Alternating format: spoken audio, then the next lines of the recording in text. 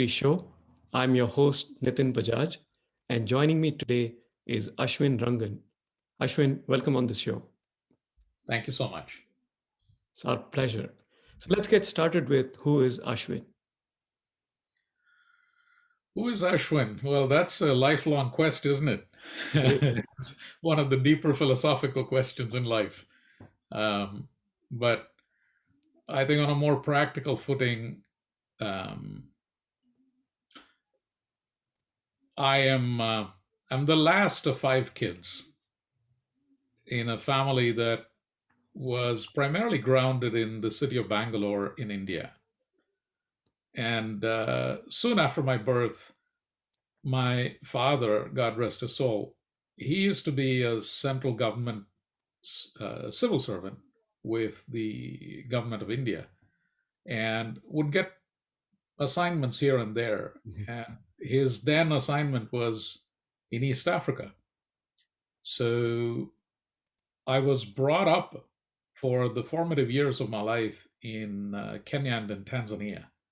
So I grew up in kind of mixed culture, African on the one side, immigrant Asians on the other side, and colonial Europeans on the third side. So it became the norm with which I grew up until my mid to late teens when I returned to India, enrolled in local universities in Bangalore, and graduated with a bachelor's degree in engineering as a mechanical engineer.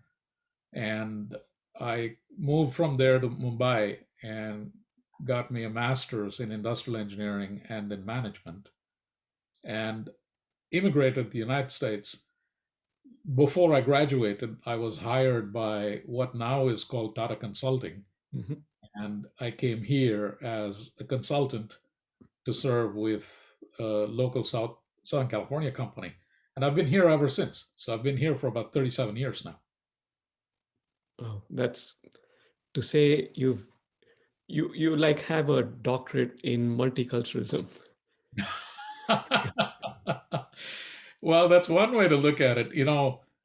Growing up in Africa at that point in time, we saw the good and the bad of what had happened and what has subsequently been chronicled by so many people in so many different ways. Yep. Not being exposed enough to be a critical thinker at that stage, some of the things that I witnessed seemed to be the norm, as in some of the segregationist practices that had preceded our moving there, but had persisted because we had no control over what was or was not. We were just a part of that. So seeing that without the ability to critically analyze was difficult to stomach. And not knowing why it was happening was difficult for a youngster like me to understand.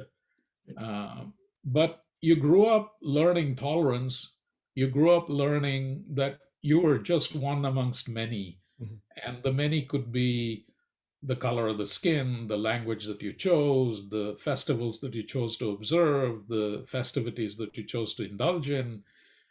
And frankly, being the innocents that we were, I was very much at home walking into a gurudwara as I was walking into a Jamaat Khana or to a temple or a church. And whether it was Catholic or Protestant, I didn't know the difference. It was just a church to me. Whether it was a Shia or a Sunni, it made no difference. I just walked into a Jamaat Khana or into a mosque. The Gurudwara was singular, but you could go into a Shaivite temple or a Vaishnavite temple, and it made no difference to me. So, it was in retrospect, it was perhaps one of the most enriching periods of my life. Right. It's just that we come to realize a lot of the things after the fact when that perspective is brought to us, whether through someone else's eyes or experience or through readings. And when it does, it almost makes us feel like, or we've already experienced it, we just didn't realize it, or its potential at the time. You're very right. For a period while we were in East Africa, my dad was in this position where he would be called as an expert to different places for different things. And my schooling was to get disrupted. And I was very friendly with our neighbor in the city of Dar es Salaam in Tanzania at the time. Mhm. And the neighbor happened to be a Sardar who said, he said, leave him with me and go wherever you want to take the rest of your family. He's like another son. I've got plenty of sons. He had three sons and three daughters. So he said, he's just another kid in my house. Don't worry about it. So I wear a kada Mhm. as a tribute to that time in my life Wow. because Papaji was my real Papaji for a while there. Mhm. And he exposed me to things that were completely new to me. I Mhm. mean, he had a fishing boat and we would go fishing from Dar es Salaam. We would just go to Zanzibar. Nice. It's a hour and a half hop, Mhm. but we would do that hour and a half hop once in a while. And he taught me how to deep sea fish, and we would bring it back and we would stock it up in the deep freezer, and there would be a barbecue whenever we felt like in his backyard, and Nice. there'd be music and dancing and lots of drinking. And these are all things that were alien to me, and I just learned all of that. And I thoroughly enjoy all of those practices to this day. That's so beautiful. That's amazing. Ashwin, tell us what you've had that journey. You moved from Africa back to India and then to the US, and now you're an integral part of ICANN. So tell us a bit more about ICANN. Well, ICANN is one of the most interesting organizations you can think of. Mhm. Um, the internet as a phenomenon is very young. Yes. In the history of the world, the internet is only about 50 years old. Right. And that dates it all the way back to when it began as an experiment Mhm. in UCLA, frankly. That's Mhm. where it all started. There is a beautiful movie on Netflix if people are interested in hearing more about it from the very founders of the internet, Mhm. called Lo and Behold. Mhm. Um, and it's a play on words, like so many things on the internet. Yeah. The low is because the first three characters to be entered into the internet were LOG Yeah. to log in. Mhm. And after L and O, it crashed. Yes. So low became the first two letters on the internet, and lo and behold became the anchor theme of the movie. And it's a well told story about how the internet was founded. The folks who were responsible were students in UCLA at the time, Mhm. and subsequently they've become major players in the internet space and were largely responsible for creating this entity called ICANN. Mhm. ICANN is short for the Internet Corporation for Assigned Names and Numbers. And as you know, the internet runs on a protocol called the Internet Protocol, Mhm. which is nothing more than a set of numbers. Yeah. Now, it's very difficult to remember numbers. I mean, if I were to ask you to memorize a 10-digit number for my phone, you'd rather have it be entered with my name because it's easier to remember my name rather than that number string. Right. So domain names became the attachment to unique IP addresses where it made sense. And therefore, this universe of numbers and names came into being. And God rest his soul, my predecessor, going back many, many years, technically speaking, was a gentleman by the name of John Postel, Mhm. who kept this record of the association of names and numbers. And this organization called ICANN became legitimized due to John's work Mhm. in the 90s until such time as in 98 or so, the organization was formally founded Mhm. as a global public interest, not for profit organization. Mhm. And as most importantly, a multi stakeholder organization. So if you think about it, the rules that govern our behaviors are most often local laws, which are unilateral, Mhm. right? So the United States comes up with a set of rules, and we live by the dictums that underpin those rules. Mhm. When there is trade between multiple countries, very often it's bilateral. So Mhm. it's between two countries, or it could be multilateral if it's part of the WTO as a process, as an example. Anything to do with the United Nations is typically multilateral, depending on the number of countries that are involved in that multilateral agreement. But we are one of those unique organizations which are multi-stakeholder, Mhm. where the governments of of the world are one of the communities engaged in discussing the internet and how it behaves Mhm. in a technical manner. Um, so they are at the very formal end of the spectrum, if you will. At the most informal end of the spectrum, relatively speaking, are civil societies. Mhm. And in between are other parties who may be more formal or less formal relative to the governments, which are very formalized institutions, and civil societies, which tend to be much more the voice of the people, vox populi, if you will. So we span that spectrum and bring those plurality of voices to debate matters that are global, interconnected, and span all of these different interests so that we can reach a common level of understanding. Mhm. And based on that level of understanding, come up with the rules of the road that govern the behavior of the internet. Because the internet, frankly, does not understand any boundaries. Right. It's a transcendent media in that Mhm. regard. So we want the voices to also transcend the boundaries and speak to the behaviors of the medium. So that's what we do. We facilitate these conversations. That is our primary role, where we bring all of these people together, and we do that regularly. We do that 3 times a year Mhm. in global meetings. Even during the pandemic, we have brought them together using technology. Mhm. In fact, in 2 weeks' time, will be hosting about 2,000 people on a virtual platform using 7 languages for a 4-day period where they'll be debating topics that are really center of mind and in their hearts now.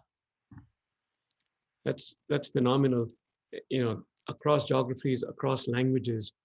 Tell us a little more about the specifics of the size and scale of ICANN's operations. Well, there are many different ways in which you can think about size and scale. Mhm. From a presence perspective, if you think about it, the countries that represent themselves through what we call the government advisory, Mhm. a body that's inside of ICANN is called the Government Advisory Council, or the GAC for short. Mhm. We have about 150 formal members and about 30 members who are observers, so about 180 countries. Now, if you look at the map of the world, it'll reflect about 190 countries, 190 and change. So 180 and change of them are there in the room, dialoguing amongst themselves and providing inputs to the rest of the room. Mhm. And the rest of the room, if I go to the civil society part as an example, Mhm. we have representation from 189 countries there. So they're talking about things that are important to them, which is, as I said, more vox populi. Mhm. And the governments are providing structured input about whether or not it can be enforced with the laws of the land, Mhm. depending on the land that they represent. And then there are people in the middle relative to both these extreme points, if I were to think of them in that fashion, who are contracted parties who are responsible for running registries Mhm. like .com Right. or .edu or .info or fill in the blank. There are so many of them. There are 1,200 of them now. And the domains that get registered with registrars like GoDaddy and registrar.com and Mhm. others. So Enoms, you mentioned that earlier on when we were talking. These are all companies that provide that retailing aspect where you and I, as citizens, can look for a website domain name and register a domain name for our personal use or our business use, as the case may be. So, in that regard, we are uniquely responsible for making sure that blocks of IP addresses are available globally. We are uniquely responsible for making sure that in an orderly fashion, top level domain names Mhm. like .com, .biz, .edu, fill in the blank to the right of the dot are Mhm. available. And we are responsible for ensuring that reputable businesses who are in a position to provide proper governance and good technology are in the business of retailing domain names out Mhm. on a global basis. So the impact that we have is on all things at that layer of the internet. In addition to that, when you think of a domain name, let's say it's www.nitin.com as an example. Mhm.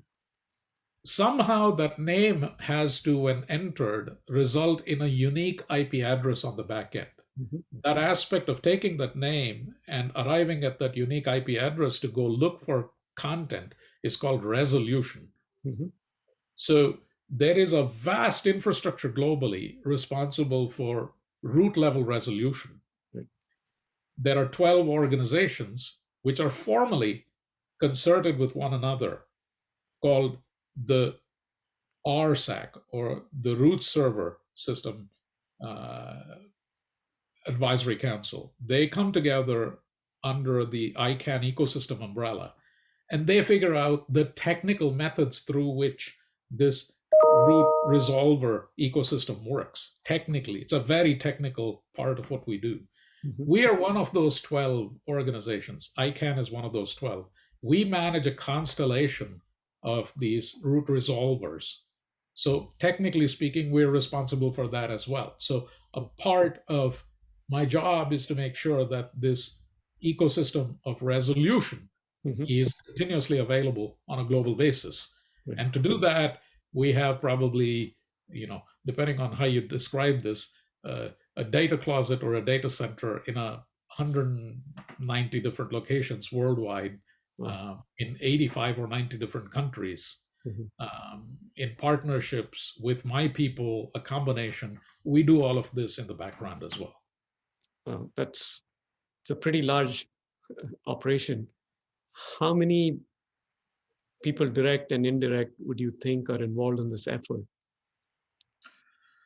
So, to think about ICANN, you have to understand a few things. ICANN is a conceptual, Mhm. um, it's a conceptual organization in that there is an ICANN community. Right. This is the 2,000, 3,000 people that I talked about who come together 2, 3 times a year, if not Mhm. more often, to talk about things that are important. They could be technical, they could be policy oriented, they could be practice and best practices oriented, but they come together to talk about these things. An integral part of the ecosystem. In Mhm. fact, they are the reason why we, ICANN, the organization, exists. Sure. We facilitate their conversation, as I said. Right. So they exist and we underpin their existence by providing a service back to them. Right. So they are as responsible for this ecosystem as we are in many of its aspects. Makes sense. So the thought We, leadership comes from ICANN, and then this team kind of comes together to make sure the resolution, or when I put in a domain name, it will resolve on the back end to the IP address. That's a collective team effort, and there are some maybe commercial agencies that are helping out with it, but it's a more like a public-private partnership, except the that's public exactly part of right. it here is a nonprofit organization. That's right. That's right. We are a not for profit. We're a California organization in that regard. But as I said, we're a global public Right. interest organization. We are a not for profit because of that. And so we leverage this ecosystem extensively Mhm. because the ecosystem, they come from different perspectives. You Mm. know, there are country codes, right? .in, for instance, is the India country code, Right. and it's a top level domain name that's operated by Nixie in India. Mhm. We work in collaboration with them. They work with us to make sure that that part of the infrastructure holds up in India, Mhm. as they should. Right. While at the same time, a commercial institution like a VeriSign in the US Mhm. offers .com Right. as a top level domain name, Mhm. but they're vested in making sure that the .com technical infrastructure works really well Right. because they've built a business around it. Mhm. We work with them to make sure that both the .in in India and the .com in the US works well. Right. So it's a wonderfully complex but really well working kind of partnership. And that's why they need people like you to make sure that this is a well-oiled engine that keeps delivering, because it's not working at the same horsepower it was 10 years ago, right? It's maybe working at what, 1,000 or 10,000x of what it was, and it keeps growing. So, You're right. You know, it's about 7 years since I decided to work with ICANN. mhm, Uh, Prior, all my experiences were with for profit companies. I have built companies, I've helped to build companies. mhm, In Southern California, for instance, if you have listeners in Orange County, they will know a company called Connection Systems. We built a chip company mhm, where, we took a part of Rockwell as a semiconductor operation in Rockwell, and I helped to take that public. And following that, I worked in Silicon Valley and created Walmart.com. mhm, Um, so it was all, in pursuit of the almighty dollar, so to speak, and, vigorously competing in the market. And it was all about win, do or die. Let's go for it, right? And then here comes ICANN at a point in my life when I started to think about I need to slow down. Well, I haven't slowed down, I can tell you that, because when ICANN called, a mutual friend of mine who knew the CEO called me up and said, I work for ICANN, and I'd heard of ICANN vaguely in the background as people who do domain names and IP addresses, but not to the point of knowing even that they were located in Playa Vista, right here up the street from me. So this lady calls me up and she says, Ash, I need you to come and talk here because we really need you. She and I had worked together when I was with Rockwell a long time ago. She said, I need you. And I said, why me? She said, we need somebody who is not afraid of thinking huge thoughts. mhm, And I said, well, that's flattering. I'll come and talk. So I did. And I remember these early discussions I had with the then chairman, who was one of the people who was a student in UCLA, going back to the UCLA story. His name is Dr. Steve Crocker. And he said, look, the internet now has about 2.7 billion users. And at the time, he said, the world population is approaching 7 billion. Maybe it's just over 7 billion. Wouldn't it be nice if more than 50% of the people in the world had access to the internet? That would be a logical tipping point, wouldn't it? This was just lay conversations. mm, I didn't know much about the role that we played because I was still interviewing, and many of the things that we do were unknown to me at the time. In the 7 years, the number of top level domain names when I joined were about 300, including all the country codes. mhm. There were only 23 commercial, relatively speaking, domain names. That number has exploded to about 1,500 now. Right. So 300 has gone to 15. That's a 5x. Yeah. The number of users on the internet has gone up from 2.7 billion users to just shy of 5 billion users now. So we're past the tipping point. If 50% is a tipping point. Oh, by the way, the world population has grown by roughly a billion people in Yes. those 7 years. So the nature of the internet itself has started to change, where the vast majority of traffic that we receive for resolution no longer comes from PCs, which was the case back 7 years ago. Now it's largely mobile devices Mhm. and the Internet of Things, Yeah. which relative to the number of people has exploded from virtually nothing 7 years ago to about 20 billion things connected to the internet today. So that's one dimension in which it has grown. The other dimension in which it has grown is 7 years ago, it was quite acceptable to have a 3 second response time when you Mm-hmm. fired a query into the internet. Today, if you had a 3 second response time, you would yawn and go to sleep. Yep. So that dimension has had to get juiced Mm-hmm. with literally spontaneous resolution Right. so that you don't go to sleep and you're actually getting value when you fire off a query. So it's been remarkable to see how we've been able to collectively, as an ICANN Mm-hmm. ecosystem, scale this thing. And in the pandemic over the last year, we have seen the use of the internet go up anywhere from 20 to 200%, depending on where in the world you are, what time of day it is. And yet, this beast seems to be scaling and scaling and scaling. And I just feel privileged to be in a position to play a role in this. And you should be, right? This is an amazing achievement.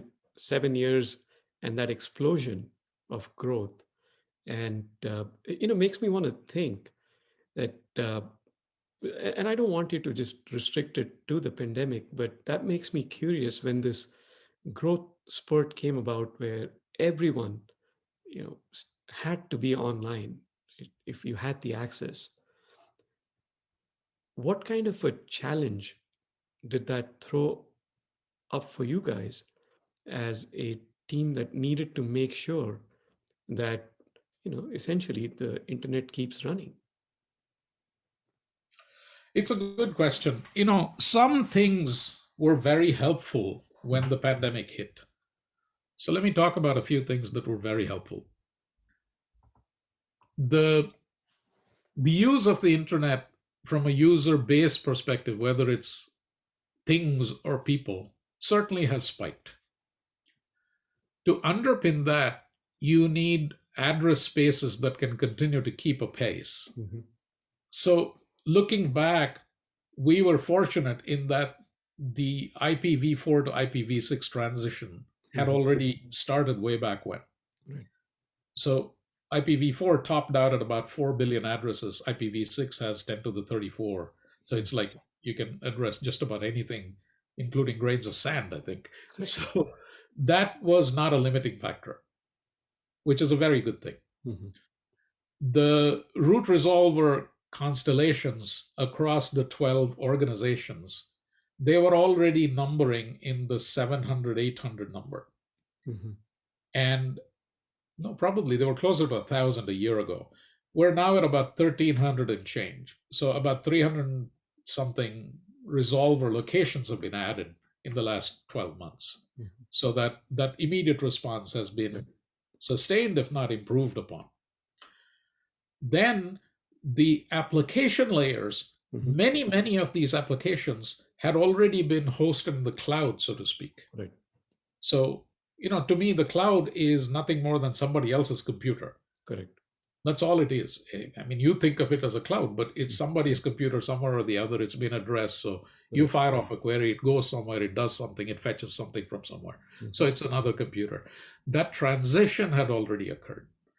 And we measure a lot of this with telematics on a global basis continuously. If I told you that part of what my team does is to model the internet on the internet itself, it's a little Mm-hmm. bit of a recursive, Right. you know, I live in the matrix kind of a thought here, but that's what it is. We model the internet on the internet, Mm-hmm. and we ping the internet to receive a signal back into the model continuously, Yep. so that I can assess whether the internet is behaving the way it ought to. Mm-hmm. We do that continuously. So when we do that, we get a lot of stats from it. And we knew that there was bags of reserve that could help with the growth. Mm-hmm. Now, if you think of the move to digitization, the digital transformation, so to speak, was always in the background. It somehow couldn't find its way to the front seat and take up the Mm-hmm. steering wheel. But the pandemic forced that function so that all of a sudden digital transformation found itself whether it was ready or not, in the driver's seat. But the enablers were all there. Hmm. Every one of the factors that I talked about was an enabler. The availability of IP addresses, the literally limitless domain names that you can have, the move to the cloud had already started, the device proliferation was there, the mobile internet was here. People were capable of being anywhere and connecting to the internet and connecting to their cloud service and doing what they needed to. VPN had matured into a technology that ensured, tunneling privacy, so on and so forth. All of that was there, but it all came together because this forcing function was a concentration forcing function. It focused everything and boom, it happened, right? Yeah. So all we've been doing is to make sure that bad things don't happen now, right? And the bad actors, there are lots of bad actors, by the way, up and down the chain, from your neighbor's grandson in the basement, probably, I don't know that for a fact, but I'm just saying that, right? To nation state actors. There are all kinds of bad people out there trying to do nefarious things. So we are constantly watching out for that and saying, let's take care of that business and make sure that it does not adversely impact what we need to do, because this is one of the few things that's keeping this 8 billion population together on this planet right now. It's one of the very few things. So true. And when you put it in that perspective, it also makes me want to think, what is the biggest opportunity that you're looking at right now? Ah, that's a heck of a question. Um, there are many answers to it because it varies by the perspective that I choose to take. Hmm. So technically, if I were to look at it, many of the basic building blocks are in place. But some of the things that are happening in the technology world are question marks for which we don't yet have answers. So I'll give you one or two illustrative examples. Um, for there is a constellation of satellites that are being launched, which are all intended to provide internet access to underserved populations in underserved locations around the world. Hmm. Hard to reach because sub-Saharan Africa or Sahel Desert, just to use an example. It's really hard because there is no power infrastructure, and how do you get what you need? You may have a wind generator that provides you just enough juice to juice up your cell phone, but there isn't so much power that you can have a transmitting station Hmm. or an echo station there. A satellite resolves that issue for you. Okay, that's good. But who is responsible for regulating that satellite space? Well, we don't know because we haven't been there before. Hmm. And this is so much the nature of this internet beast. Because just about everything with the internet is we don't know because nobody has done the internet before. True. So we are doing it, and while we're doing it, we're trying to figure out who should be doing it in the first place. And now that we're doing it, who should be governing it? And who gives them the authority to govern it? Hmm. Who gives them the mandate? So these are, this is just one example, right? There are many such examples that we think about and say, well, it's a good thing to do. Hmm. We should do it, and we're probably starting to do it, but who says it should be in this sequence? So I'll give you another example. When we hit about 4.5 billion users on the internet, Hmm. the languages that are Latin script oriented Hmm. start to saturate. But then the internet is very much of a reading writing medium as much as it is other media, but it's primarily a reading writing medium for resolution and responding with a website. So we said, look, we have two choices here. We can either teach the rest of the world how to speak Latin languages, script oriented languages like English, or we can teach the internet how to speak other languages. And we chose the latter because If you think about the Middle East and North Africa, Right. it's largely Muslim. And one of the things that comes hand in hand with that religion is the ability to read the Quran Right. in the Arabic, Hmm. right to left. Yeah. So they're literate in the Arabic. So we decided to embrace that and embrace language capabilities. So we said, let's start teaching the internet languages. Mm. So the ecosystem came up with a means to teach the internet how to speak Arabic. So today, if you're an Arab, you could be on a camel in the desert, and if you have a mobile device, you can enter characters in the Arabic and it'll resolve right to left. And you'll get a response with a website that is also Arabic that you can now read and understand. And it's one of 32 or 33 languages now that we have. Hmm. So we're pushing very hard on this because with each language that we add, we get 50, 60, 70 million people added to the internet. True. If I think of Bangalore, where I was born, it comes from a state called Karnataka with a population of 65 million people, Hmm. 40 million of whom speak Kannada fluently and read Kannada fluently, but they couldn't speak a word of English because that's not their language. They're perfectly fine going about their life with Kannada as the only language. So we have taught Kannada to the internet. So now 40 million people are going to jump on the internet because of that. So who regulates this? Well, we figure it out, we talk about it, and then we say, well, this seems like a good thing to do, let's go do it. That's it's so interesting to be able to do that, right? You get to define the edge, and then you get to stand on it, and then you keep building from there on. Yeah. It's really exciting. So I want to take this opportunity and switch gears and get to know you, right? We've gotten to know the internet through you. Now we want to get to know you. And the way we want to do this is through a series of one line life lessons that have come to you at maybe various stages in your life, maybe in the professional or the personal context, and have come to define you. So I would urge you to share some of your lessons with us. Well, that's again a good question. um, One of the earliest lessons that I learned um, is that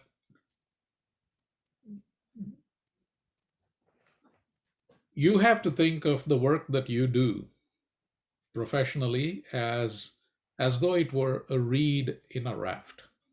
Hmm. Because if you do that, you can't be sunk. In order to sink a raft, you have to somehow submerge every reed in that raft. Mhm. And that's really hard because every reed is individually resilient and the raft is incredibly hard to sink, which is the reason rafts are used in so many water bodies. It's hard to sink that, right? So to realize that says that you are one of a plethora of people trying to do something or get something done. To gain that perspective where it's not you or your work, but that you're contributing to the work of a body makes you that much stronger.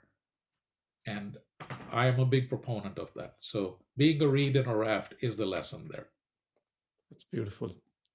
Yeah.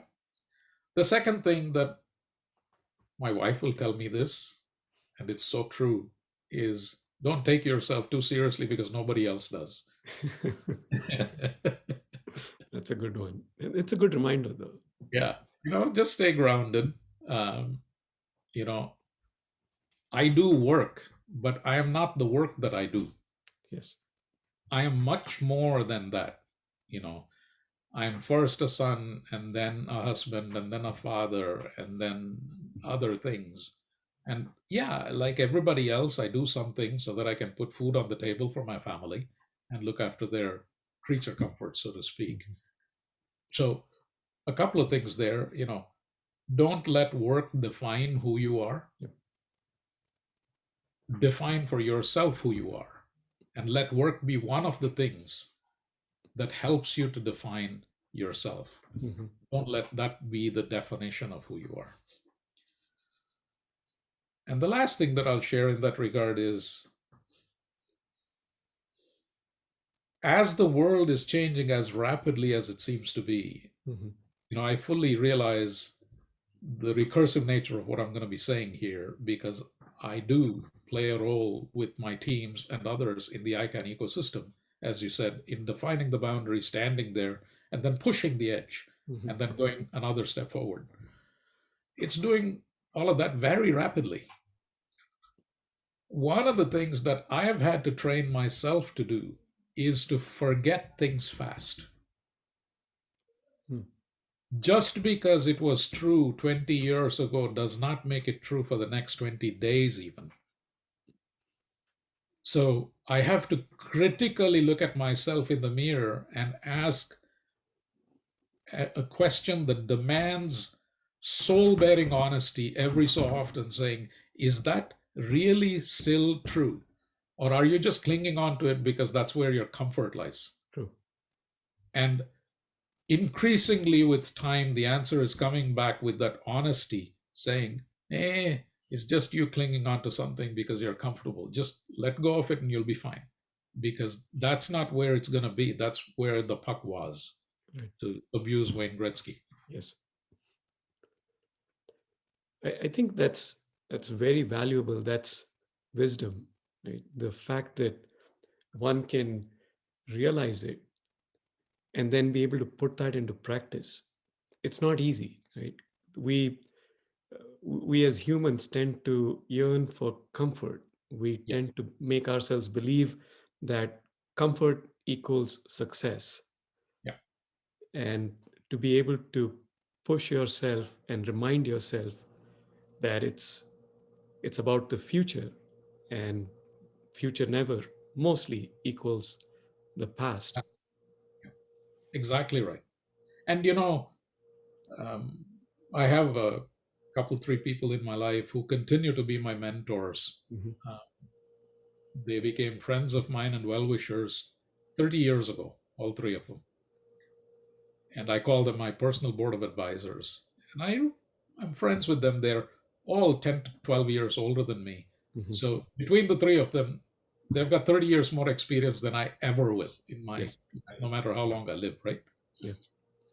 So I look up to them and I seek their counsel every once in a while. And, they're wise people and they are caring because they embraced me when I was a fresh immigrant Mhm. trying to find my way around in this new world that I had entered. And they shared things with me that I found very enticing at the time, and I've embraced since then. And I live by it. One of them told me early on, he said, Ashwin, when you go to the beach, when the tide is out, you see these pools of water Mhm. where you find the most unique of organisms. Yeah. They're between two worlds. They don't belong in the water, they don't belong on the land, and yet they're able to survive for a little while on land while the water is out until it comes back in. Mhm. That's the most interesting thing that you will see. So, any edge that you see where two things meet, if you're there, life will be interesting. Yeah. So, if you want to be mentally alive, you Mhm. need to find those places and find yourself there because that's where there will be a lot of interesting things happening.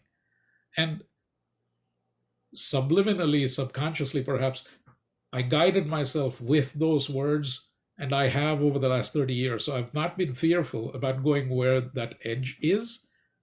And it's proven to be the most exhilarating experiences in my life, right? Because it's like uh, I did semiconductors in connectivity when there were no modems. I did PCs when there were no PCs. I did .com when there was no .com. I helped build BFA.com on an iPhone when there was no iPhone. So it's just been fun because you live in this edge and you say, well, nobody's seen that before. How about we create that then? I think you've trained yourself to be in that place where someone may think of it as undefined, or I don't understand it and hence I don't want to do it, and that's become your home. Yeah, yeah. I think you put it better than I could have. I think that's become my home. I think you're right. I think with your permission, I'm going to steal that No, because, please, yeah, all you, yours. yeah, you just boiled it down to a nugget there. I like that. Thank you. Yeah.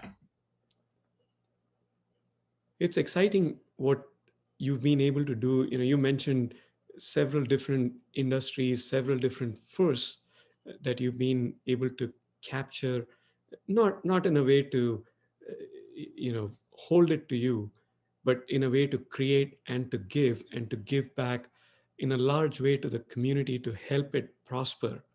uh, you know Even including your work at ICANN, what you're really doing, providing that thought leadership and helping bringing in 40, 50 million sounds small, but it's a massive amount of people coming online and getting exposure to a world they never had access to before, right? And it's phenomenally strong and life changing, and to be able to do that at such a pace, right? It's just amazing. Yeah, but it's not me. I don't even think about it as something that I am doing. I think it goes back to that reed in a raft thing again, right? Because I'll use one as a specific case in point, one example. When the opportunity to build Walmart.com came my way, Mhm. it was on the heels of history that Walmart had had, where they had not been successful in building a web property that was reflective of the brand that it stood for. Mhm. They have resources that they can throw at it second to none, literally, in the world, right? I mean, they were already the number one company in the world Mhm. when they sought me out. I felt privileged to be asked to play a role.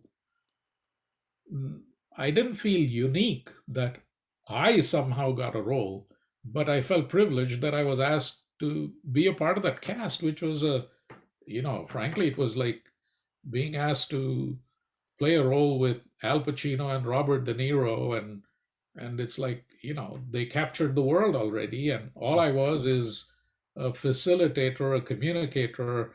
uh, what they told me is, you seem to speak our language without going into technical gobbledygook, and that has been the one skill that I Mhm. know that I was blessed with. Yeah. My one of my mentors, who has some Irish blood, tells me that I kiss the Blarney Stone. So I know how to take really complex thoughts and put them into simple to understand words and help people understand why what we're doing is important, Right. not the way we're doing it, because that is usually not very important and it's usually more complex than they are interested in knowing. So Right. it's like, yeah, that's the engineer in me that needs to go figure out the bits and bytes and make sure that the bit doesn't become a byte without informing somebody. I don't want to miss the point. I have to acknowledge the humility.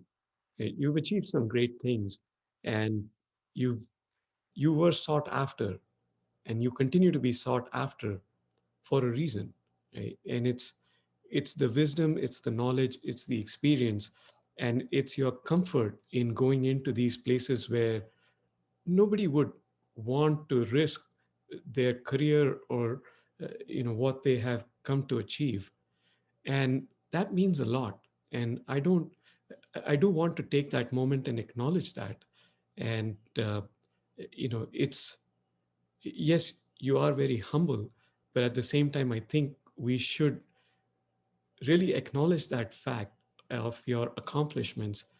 And I also want to thank you for taking the time and sharing your journey and explaining things that could be very technical and are very technical in a layman perspective that anyone from a 5-year-old to a 95-year-old can understand.